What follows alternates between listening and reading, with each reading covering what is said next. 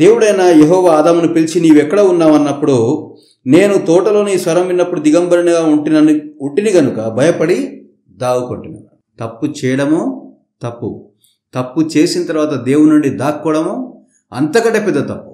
హల్లెలూయా. తప్పు చేయడమే తప్పు చేసిన తర్వాత దేవుని దగ్గర దాక్కోవడం అంతకంటే తప్పు. Yes, we are humans, we are in flesh and blood. అవునా, రక్త మాంసాల్లో ఉన్నాం మనం. తప్పకుండా తప్పిపోతాం.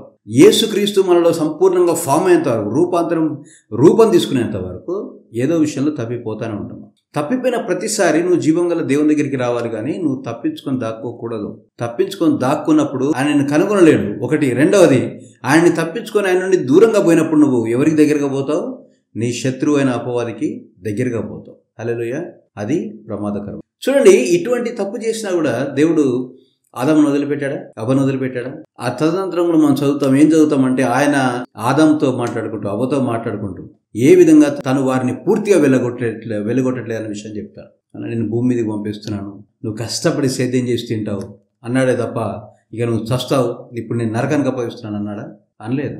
అనడు దేవుడు, అనలేడు. ఆయన వల్ల కాదు. ఆయన బలహీనతే ప్రేమ. హల్లెలూయా. ఆయన బలహీనతే ప్రేమ. ఆ తర్వాత మనము రోమీయులకు రాసిన పత్రికలో దీని కంటిన్యూషన్ స్టోరీ. దేవుడు ఆదామును కానీ ఆదాము సంతానాన్ని కానీ విడిచిపెట్టలేదు, కానీ అతని సంతానంలో నుండే మన కొరకు రక్షకుని తీసుకొని వచ్చాడు. అంటే మానవాళి యావత్తుని కాపాడే తన కుమారుని రక్షకుని ఎవరి గర్భంలో పుట్టించాడు? మళ్ళీ ఆదాము గర్భంలోనే పుట్టించాడు.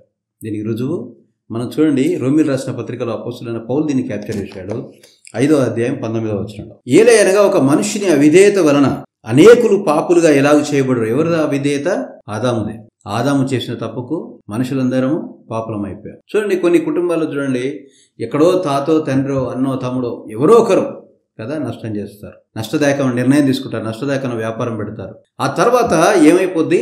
ఆ తర్వాత అతని పిల్లలు కూడా వారు పేదరికంలో మగ్గుతూ ఉంటారు. అయితే దేవునికి స్తోత్రం, నేను దేవుడు ఎట్టి పరిస్థితిలో ఒక తరం పేదరికంలో ఉంటే ఇంకో తరాన్ని కూడా పేదరికంలో ఉండనిచ్చే దేవుడు కాదు మన దేవుడు కదా.